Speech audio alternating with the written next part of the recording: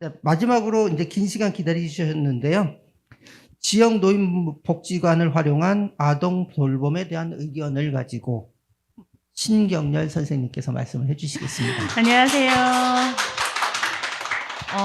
제가 어느 날 이제 퇴근을 하고 있었어요. 그런데 노인복지관에 불이 켜 있더라고요. 늦은 시간에.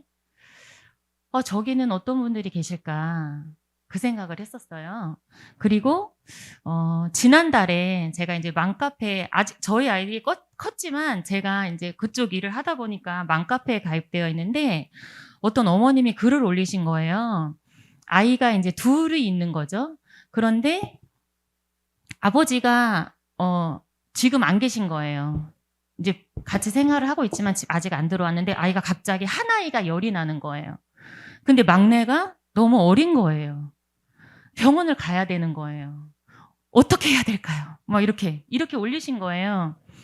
여기 계신 분 중에 90% 이상이, 그러니까 50%는, 45%는 아버지이실 거고, 45%는 어머니이실 거고, 그 중에 나머지 10%는 미혼이실 것 같아요. 그런데 이제 저도 그런 경험이 있지만, 혹시 이렇게 내가 정말 어떻게 급하게, 아니면 내가 아이를 보고 있었는데 갑자기 이제 신랑이 나 지금 이게 막 급해 뭐 이럴 경우에 내가 나가야 되는데 아이를 어떻게 해야 되지라고 했던 경험들은 다들 있으실 거예요. 그리고 직장 다니시는 분들은 내가 이제 뭐 휴일에도 일을 해야 돼서 내가 급하게 나가야 되는데 아이를 맡길 데가 없다든지.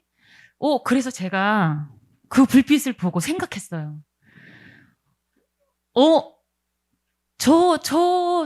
지금 저기에는 누군가는 계속 한 분은 안 계시거든요. 제가 이제 저희 권사님들도 찾으러 가보면 꼭 토요일, 주일, 뭐 평일 저녁에는 다 여기 가 계세요. 그러면 저기 가서 제가 이제 막 찾아요. 그 많으신 분들 중에서. 그러니까 거기는 이제 노인분들이 오셔서 뭐 수다도 떠시고 거기서 식사도 하시더라고요. 식사도 하시고 뭐 이렇게 여러 가지 뭐 놀이 문화도 하시고. 그러니까 거기에 사람이 없은 적은 저는 못 봤거든요. 그래서 저기를 좀 활용하면 되지 않을까? 왜냐하면 내 주위에 노인 뭐 복지관이나 경로당이나 이런 곳은 항상 내 그 동보다 더 많이 있는 것 같아요. 근데 한번 보니 이제 2022년 9월 기준의 노인 인구 현황이에요. 인천시에. 그리고 부평구에 저만한 인구가 계셨고, 일반적으로 노인이란 65세 이상이 되시는 분들이신데 저희 시어머니 83세신데 아직도 정정하시거든요. 빨래는 내가 해야 된다라고 막 그렇게 하세요. 저 빨래를 안 시키세요. 그래서. 근데 그분들이 집에 있기 너무 지루하신 거예요. 예.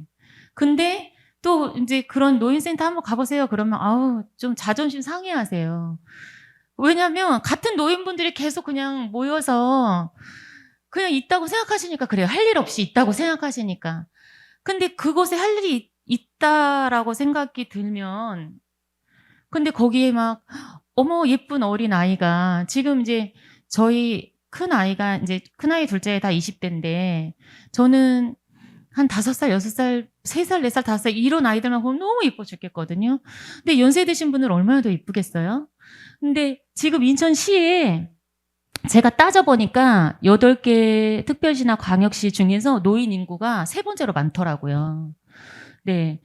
그리고 그럼 이분들이 다 무엇을 하고 계실까? 그랬더니 노인 일자리 사업은 있어요. 있으나 어느 정도의 그 생활 여력이 되시는 분들은 또 그거를 하실 수가 없어.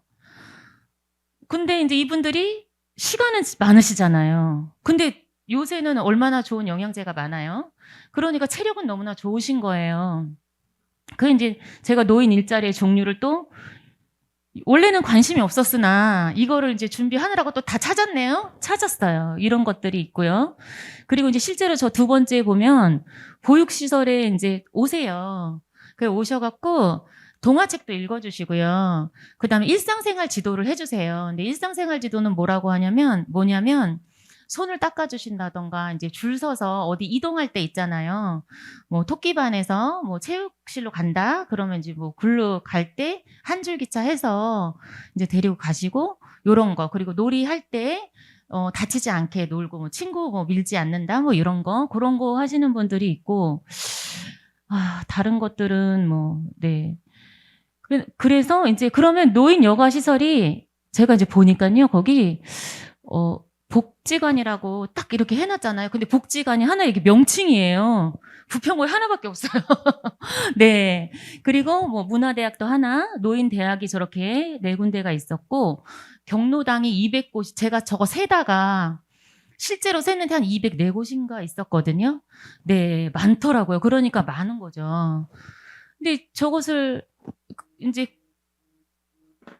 죄송해요.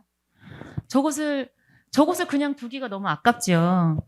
근데 막상 또 그러면 돌봄이 필요한 18세 미만의 아동이 갈 수 있는 기간의 시간은 어떻게 될까를 이제 한번 해보면 제가 이제 근무했던 경력자로 저희가 7시만 되면 시계를 쳐다봅니다. 저희도 집에 가야 되거든요. 그리고 실제로 어린 자녀를 가진 선생님들도 많이 계세요. 그러면 이제 가셔서 또 이분들도 일을 하셔야 되고 자기 아이를 또 딴 데 맡기는 아이를 찾아야 되고 그 거진 보시면 7시면 끝나죠. 그러면 저녁 7시 반 이후에는 아이들이 있을 곳이 없어요. 네. 그래서 노인 여가 시설을 활용하자. 저는 네 간단해요. 이거예요. 놀고 있는데 좀 여기 좀 쓰면 안 될까? 그래서 어떤 예로? 그러면 이제 요새는 가정보육을 하고 있는 가정도 좀 있으시더라고요. 이제 그럴 때에는 양육자가 원할 때, 그럴 때, 또 평일 보육 시간 이전에 엄마들이 이제 일찍 출근을 해야 하잖아요. 어린이집은 7시 반에 문을 열어요. 그러면 6시 반에 뭐 집 맡겨서 아이 이제 밥 먹이고 그리고 어린이집 차가 오면 그 차를 보내주고 어린이집 문을 열면 거길 대다주고 이렇게 그리고 평일 보육 시간 이후에는 뭐 보육 종사자가 퇴근할 때 예를 들면 글로 데려다 주는 거죠. 그러면은 거기에서 엄마가 이제 늦게 한 8시나 뭐 30분이나 1시간 늦게 오면 거기서 애를 데리고 가는 거예요. 그리고 제가 아까 말씀한 위급 상황인 경우에 이제 상황이 끝날 때까지 보호한다. 그러면 이 노인 여가 시설을 이용할 때 순기능은 무엇인가? 일단은 저희가 이제 노인복지센터를 운영하려면 구에서도 돈이 들잖아요. 그런데 그거는 그냥 그대로 하고 노인분 그걸 이용할 때 보육시설이 아니기 때문에 아주 약간의 이용요금을 받는 거예요. 1,000원, 2,000원 뭐 이런 정도. 그럼 그거를 이제 노인복지관에서 쓰는 거죠. 그 경로당에서 그걸 모아서 쓰는 거고 그다음에 이제 자연스럽게 어른이니까 일상생활 지도가 가능하고요. 그리고 다 우리 동네에 있는 내가 본 아이들이잖아요. 그리고 이 아이들이 자라면 내가 본 어른이에요. 그렇기 때문에 우리 동네에서 나쁜 짓을 못해요. 여기 계신 분들 중에 혹시 이제 다니시면서 혹시 고등학생이나 중학생들이 담배를 피면 그 아이들에게 다가가서 너희들 어린데 담배 피면 되겠니라고 말씀하시는 분 계신가요? 근데 저는 100% 그렇게 해요. 근데 뉴스에 나오잖아요. 맞아 죽는다고. 그리고 많이 걱정해요. 맞아 죽는다고. 너 그러다 맞아 죽는다고. 그러나 저의 내면은 뭐가 있냐면 저의 그렇게 이야기하는 것은 어린 것들이 뭐 하는 짓이야 이게 아니에요. 저는 그 아이들 사랑하는 마음이 있거든요. 근데 100이면 100의 아이들이 다 담배 꽁초를 내려요. 네. 근데 만약에 이렇게 된다고 하면 내가 맨날 봤던 우리 할머니 할아버지가 돌아다니는 곳이기 때문에 제가 알람 맞춰서 이 아이들이 내 동네에서는 나쁜 짓을 못 한다는 거죠. 그리고 여러 가지 그 안에서 저희 이제 보면 저희 모임 중에서도 전래 놀이를 하시는데 이걸 쓸 데가 없으신 거예요. 여기 가서 쓰시면 돼요. 그리고 다 이제 동화책 읽으시면 여기 가서 하시면 되고 동화책을 못 읽으셔도 옛날 얘기는 다 아시잖아요. 그 얘기 여기 가서 해주시면 되세요. 그러면 어르신들도 안 심심하시고 아이들도 뭐 동네 어른이니까 그리고 그 안에 자연스럽게 이제 사회성이 발달하면서 이제 집 가장 가까운 곳에서 동네에서 한 번을 맞추셔서 어른들이 있기 때문에 아이들이 사회성이 발달해서 낯가림이 적어지는 거죠. 대신에 그냥 무조건 다 하는 것이 아니라 거기에 이제 성교육을 요새 참 예민하잖아요. 그거를 이제 교육을 해야 되는 거고 성범죄 조회 결과 보고자. 뭐 이런 분들은 노인정에도 잘 안 가실 거예요. 예. 그리고 법정 전염병에 걸리지 않은 장 등등. 그런데 이제 여기에 내가 놀이 지도사다, 전래 놀이 종이 줍기 뭐 이런 게 있으면 더 우대를 해준다. 네. 그래서 저희 이제 아프리카 속담에 한 아이를 키우기 위해선 한 마을이 필요하다는 속담을 말씀드리면서 마무리합니다. 감사합니다.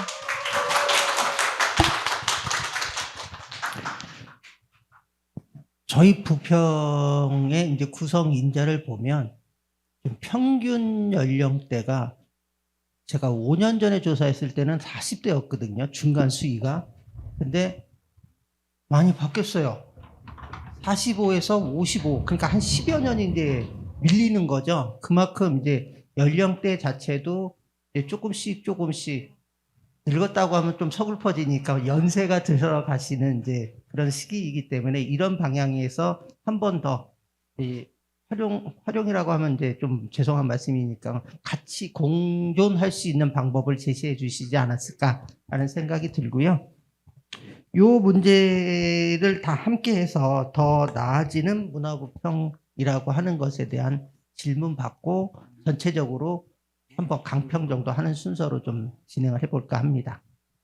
신경열 씨에게 질문하겠습니다. 그래서 우리가 보면 여성가족부에서 아동 돌봄 교실이라든가 이런 게 있잖아요. 그리고 노인 돌봄도 해가지고 예산이 내려와서 시행되고 있는 걸로 알고 있는데, 근데 보면은 지금 이제 그 돌봄 제외된 사람들을 얘기한 네, 그러니까 건가요? 그 아이들이 지금 제가 말씀드리는 거는 그 돌봄에도 포함되어 있는 아이들이고요. 그 돌봄 시간이 끝나고 나서 제가 아까 이제 시간을 말씀드렸잖아요. 그거 이후에 제가 아까 거기 이제 말로는 설명은 안 했지만 PPT 자료에는 지역아동센터의 이용 시간도 있었거든요. 이제 지역아동센터에서도 그분들이 복지사들이 퇴근을 해야 해요. 그러니까 이제 이 아이들이 오래 있을 수가 없는 거죠. 그리고 이 친구들이 물론 거기서 아침, 점심, 저녁을 먹고 집에 가기는 해요. 그러나 그 이후의 시간, 예를 들면 제 지인은 이제 대학병원에서 3교대로 근무를 합니다. 근데 혼자 살아요. 아버지는 지방에 있어요. 그럼 이 아들이 둘인데 초등학생이고요. 혼자 이제 저희 둘이 밤에 이제 자는 거죠. 그러면 이 아이들이 이제 엄마가 뭐 케어를 해줄 사람이 없고 그러니까 컴퓨터 게임 중독이 됐어요. 그 지금 치료를 받고 있거든요. 그러니까 그런 경우가 굉장히 안타까운 사례가 있으니까 네, 그런 가정의 이야기를 하는 거고, 그리고 이제 가정으로 그 도우미가 가는 경우가 있어요. 그런데 그 얘기를 들어보니까 그 가정의 소득에 따라서 부담하는 부담금이 있거든요. 그것조차도 못 내시는 분들이 있어요. 그게 부담이 되시는 거예요. 그러니까 이제 그것보다는 훨씬 저렴한 거죠. 뭐 1,000원, 2,000원이면. 네. 그러니까 제가 이야기하는 거는 어떤 돈을 벌고 뭐 누군 돈을 내고 이 얘기가 아니라 좀 편안하게 가족처럼 그 안에서 그냥 봐주기는 좀 그러니까 네, 그나마 조금의 어떤 뭐 이익과 혜택이 있어야 되지 않을까 이 말씀을 드린 거예요. 네. 근데 저는 이제 아까 발표 들으면서 뭐가 걱정되는가 하면, 솔직히 보이지 않는 곳에서 좀 믿을 수 있는데도 아동학대 이런 게 일어날 수 있잖아요. 그래서 거기에다 덧붙인다면 좀 그러한 게 제대로 되는지 수시로 점검할 수 있는 모니터링 제도가 정부 주관으로 해가지고 좀 그게 수시로 이게 점검이 돼서 좀 같이 병행하면 참 좋은 아이디어다 생각해봤습니다. 제가 그 말씀을 예상을 했어요. 저도 생각을 했거든요. 이걸 하면서 이거 좀 어려운데, 이게 좀 불안한데, 어렵다기보다 불안한데, 그런데 왜 해보지도 않고 그래?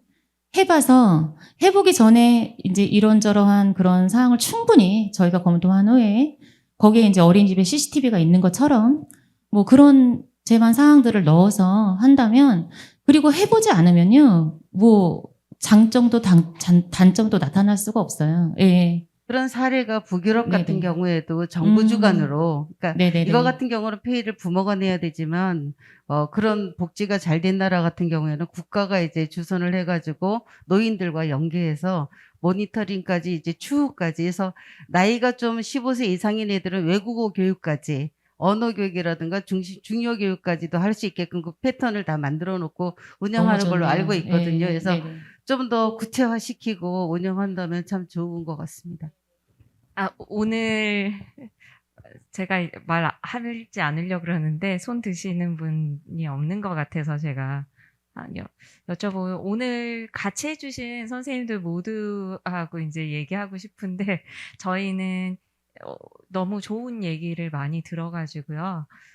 이거를 어떻게 이제 내년에 우리 부평에서 만들어 볼 수 있을까 이러는데 선생님들 생각 어느 선생님이라도 좋은데 혹시나 이제 제안하시거나 말씀 주실 때 이거를 누가 시작해서 뭐 예산이야 뭐 나중에 문제고 아까 이거를 어떻게 현실화 시켰으면 좋겠다고까지 혹시 생각을 해보신 게 있다면 저희는 이제 사업으로 만들어가는 게 훨씬 소중한 일이라고 생각을 해서 그런 방식에 대해서 생각해 보신 거 있으면 말씀 듣고 싶습니다. 저는 스탬프 투어의 방법도 다 알아봤잖아요, 저희가. 그래서 이제 저희 모임에 7, 8분 정도 되시는데 스탬프 투어는 저희 부평을 위해서 꼭 해야 될 것 같아요. 그래서 저희가 그래서 이거를 실행하려면 어떻게까지 해야 되는지까지도 지금 다 알아서 돈이 얼마나 들고 네. 그래서 그렇게 만약에 하면 좀 여러분이 더 모여서 머리를 더 짜내면 그 장소만 저희가 이제 지금 다 된 거거든요.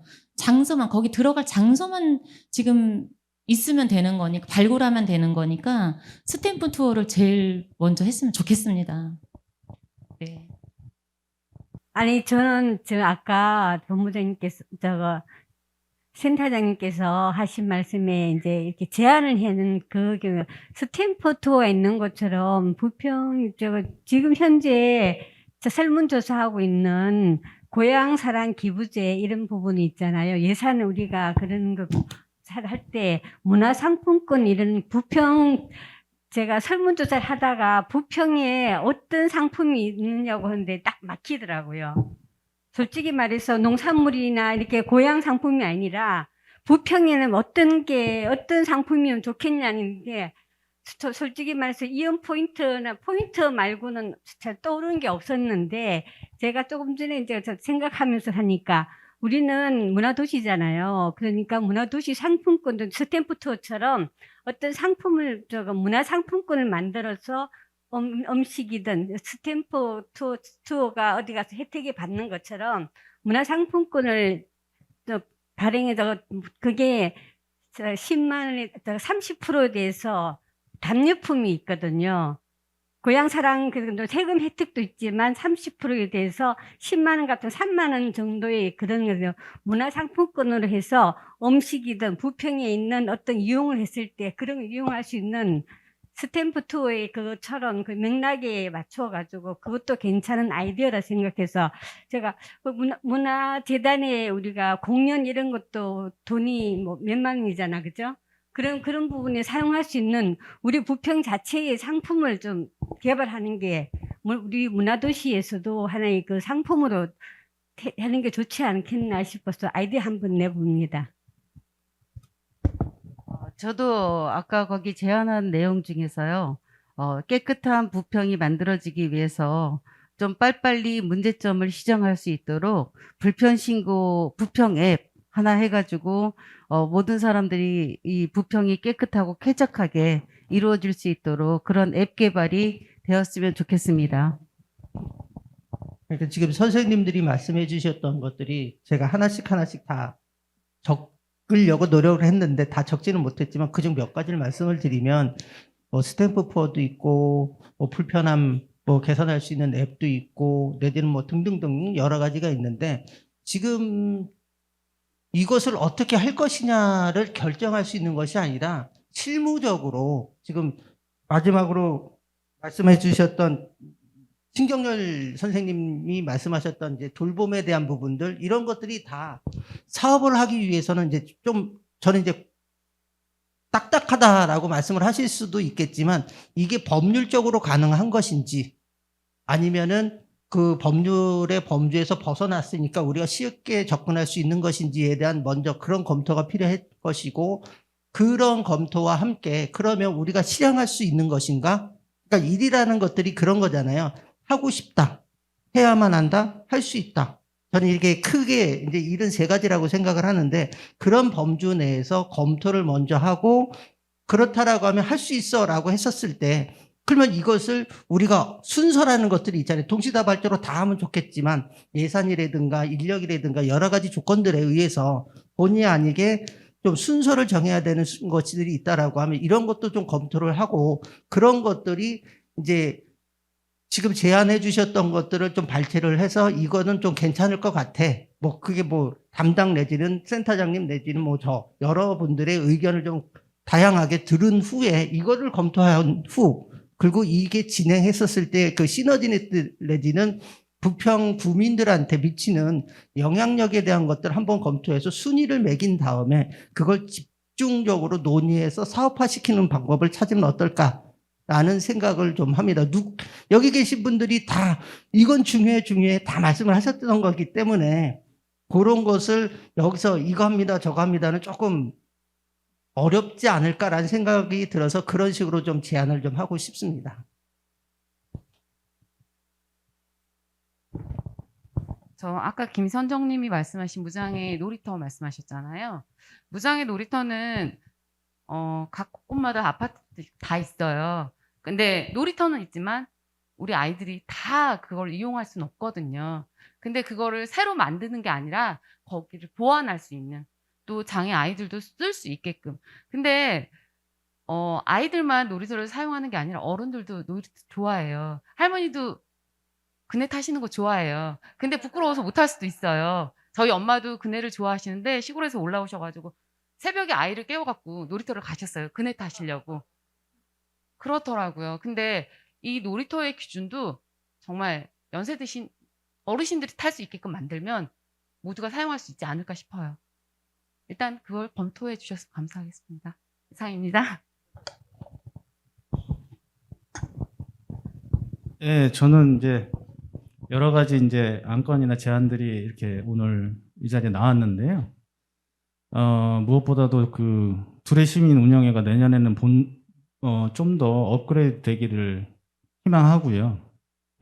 업그레이드 되기 위해서는 저는 구심점은 좀 필요하다고 생각합니다. 일단 적어도 내년 정도까지는 있어야 되지 않을까 생각 들고요. 개인적인 생각인데 올해는 구심점이라기보다는 일단 모이는 거에 일단 집중하지 않았나라는 생각이 들어서 내년에 뭔가 사업을 구체화시키는 어떤 첫발을 내딛기 위해서는 재단에서 그런 구심점 역할을 좀 해주는 게 필요할 것 같고 그 방법은 별로 어려운 건 아니라고 보여지는데 지금 말씀하신 것처럼 우선순위를 정한다든가 뭐 이런 부분들이 있을 때 재단의 의견을 먼저 일단 도출시킨 후에 보여주신 후에 여러분들 어떻게 생각하세요라고 해서 둘의 시민 운영의 의견을 추가적으로 받는 부분 방법 같은 거 예를 들면 왜냐면은 우리 둘의 시민 운영회에서 이렇게 다 모여서 순위를 정합시다. 이게 안 된다는 거죠, 사실. 그래서 샘플을 좀 보여주시면 거기서 그 샘플의 어떤 근거나 이유들이 있을 거고 그런 부분들에 대해서 둘의 시민 운영회에서 여러 가지 다양한 의견을 제시할 수 있고 그로 인해서 최적화된 어떤 그 우선순위 내지는 조합들을 실행 계획들이 나올 수 있지 않을까 이런 생각을 합니다. 지금 선생님들이 말씀해 주셨던 거 이제 어떻게 보면은 좀 하나씩 검토 후에 할 수 있는 것인지 없는 건지 판단하고 이런 것들이 좀 필요하지 않는가라는 말씀을 하신 것 같고요. 그렇다라고 하면 저희가 오늘 말씀해 주셨던 것들을 이제 전체적으로 한번 검토를 해보고 향후에 다시 회의 주제로 만들어서 다시 이런 건 이렇게 했으면 좋겠습니다라고 하는 큰 틀의 것들 이거 과정 중인 거잖아요.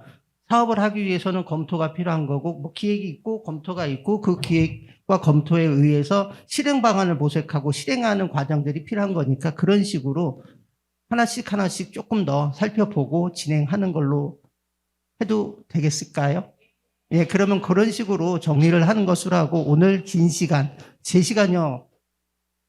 많은 시간이거든요. 더군다나 이제 주말 토요일에 긴 시간, 중요한 시간, 소중한 시간 내주셔서 감사합니다. 이상으로 마치겠습니다.